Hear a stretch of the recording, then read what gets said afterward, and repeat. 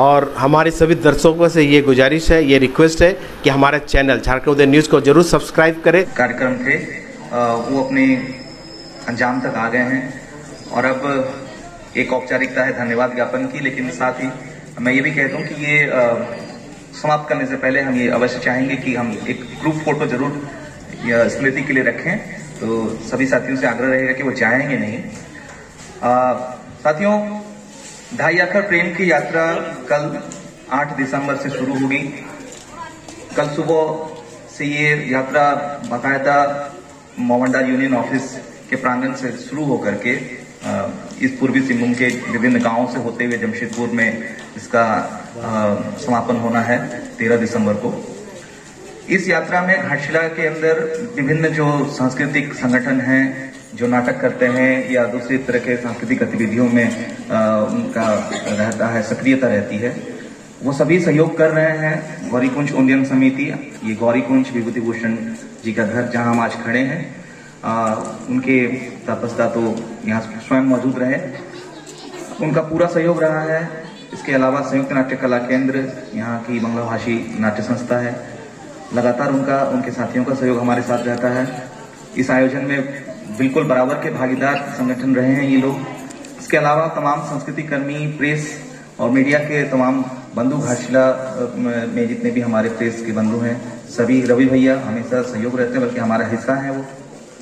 इसी तरह से और भी जो आम लोग हैं, और साथ साथ इस यात्रा में जब तैयारियों के दौरान हम अभी तो चूंकि यात्रा शुरू होनी है, लेकिन फिर भी मैं कह दूं कि इस यात्रा की तैयारी के लिए जब हम अलग अलग गांव में जा रहे थे और इस रूट में इस यात्रा को जहां से गुजरना है वहां पर जब हम जा रहे थे, तो प्रत्येक कह सकते हैं कि छोटे से छोटा व्यक्ति और माझी या प्रधान तक का व्यक्ति, हर कोई बराबर से उतने ही स्नेह और प्यार से मिल रहा था और इस यात्रा के बारे में जानकर उतना ही उत्साहित भी हो रहा था। और हर कोई ये कहता था कि आप यहाँ से इतनी जल्दी नहीं गुजरिएगा, अगर जाइएगा तो थोड़ा सा वक्त हमारे साथ भी बिताइएगा।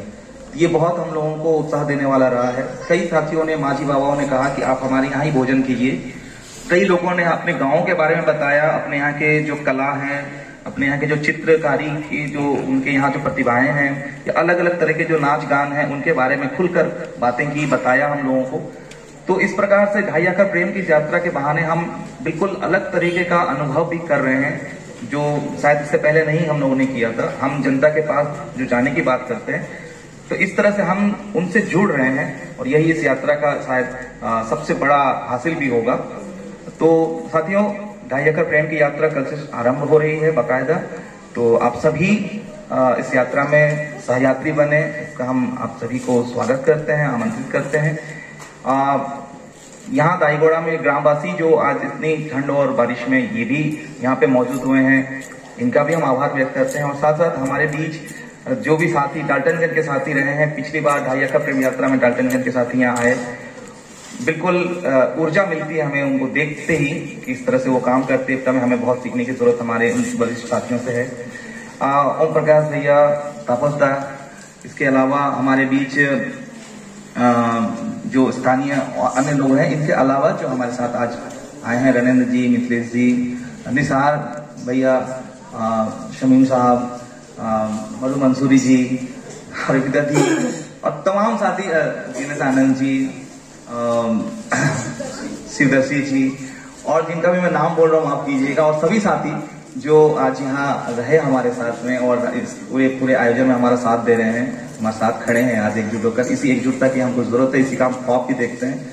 और जैसा निसार भाई ने अपने एक संवाद में कहा भी कि हम मिलकर चलेंगे तो बदल देंगे, तो ये मिलकर चलना और बदलना हमें ही है। तो आइए मिलकर चलें और कुछ चीजों को बदलें, नफरत के बरक्स प्यार और प्रेम, स्नेह, इस चीज को स्थापित करें, यही हमारा उद्देश्य है। तो साथियों, इसी के साथ ये कार्यक्रम पूर्वरंग का यहाँ पे समाप्त होता है, लेकिन अभी ये केवल जिसको कहते हैं ट्रेलर था, फिल्म पूरी बाकी है। तो फिल्म के लिए भी आपका स्वागत है। और अभी एक हम ग्रुप फोटो लेंगे, तो सभी साथियों से आग्रह है कि मंच पे आएंगे।